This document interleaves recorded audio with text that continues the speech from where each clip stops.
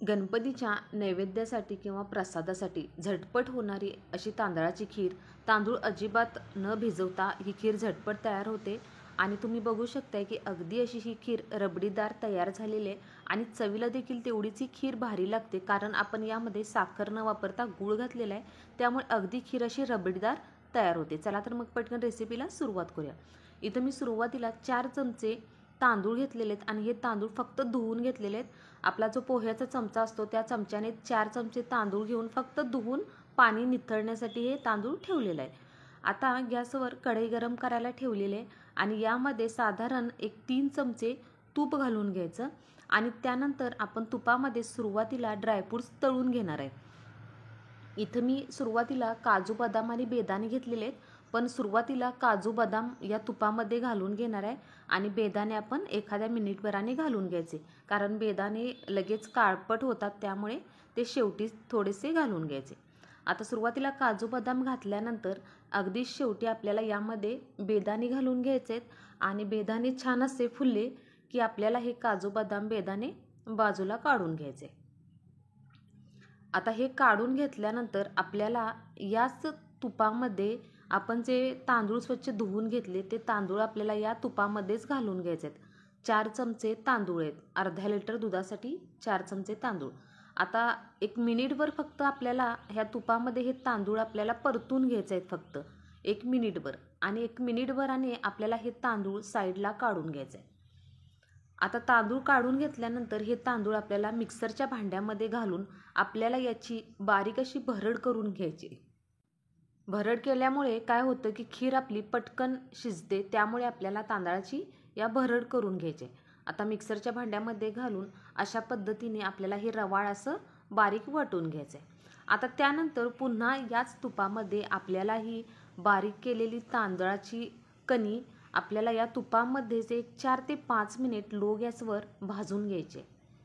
Gas अजिबात फुल करायचा नाही, लो गॅसवरच आपल्याला एक 4 ते 5 मिनिट ही तांदळाची कणी या तुपामध्ये भाजून घ्यायची. आता ही कणी भाजत असतानाच आपल्याला याच्यासोबतच एक अर्धी वाटी मी ओलं खोबरं किसून घेतलेलं आहे, ते देखील आपल्याला याच्यासोबतच भाजून घ्यायचं आहे, जेणेकरून या खोबऱ्याचा देखील कच्चेपणा कमी होईल. खोबऱ्याच्या पाठीमागे जो काळा भाग असतो तो मी भाग काढून घेतलेला आहे आणि त्यानंतर मिक्सरला खोबरं बारीक करून घेतलेलं आहे. आणि त्यानंतर आपल्याला लो गॅसवर एक 4 ते 5 मिनिट तांदूळ आणि खोबरं हे असं एकत्र भाजून घ्यायचं आहे. एक 4 ते 5 मिनिट झाली की यामध्ये आपल्याला दूध घालून घ्यायचं आहे. इथं मी अर्धा लिटर दूध घेतलेलं आहे, 4 चमचे तांदूळ घेतलेले आहे, त्यासाठी अर्धा लिटर दूध अगदी परफेक्ट आहे.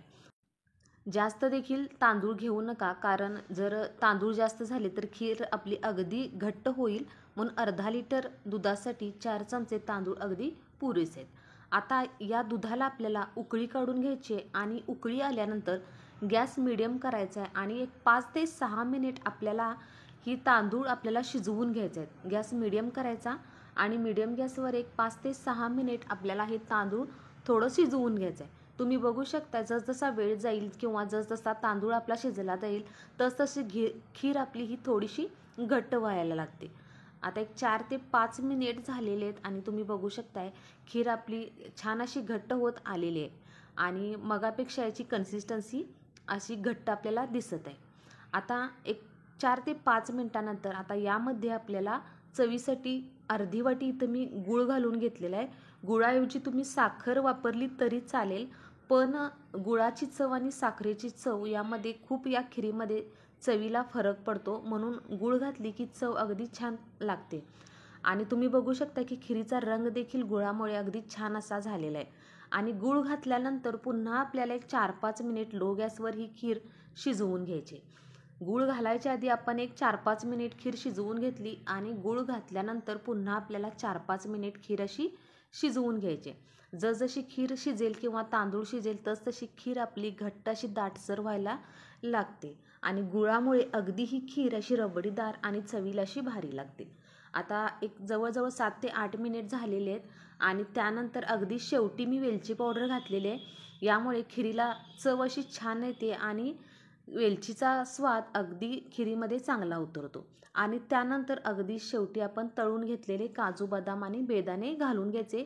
यामुळे शेवटपर्यंत आपले हे ड्रायफ्रूट्स ना अगदी कुरकुरीत राहतात, म्हणून अगदी शेवटी यामध्ये घालून घ्यायचे. त्यानंतर आता आपण गॅस बंद करायचा. इथं आपली ही खीर तयार झालेली आहे.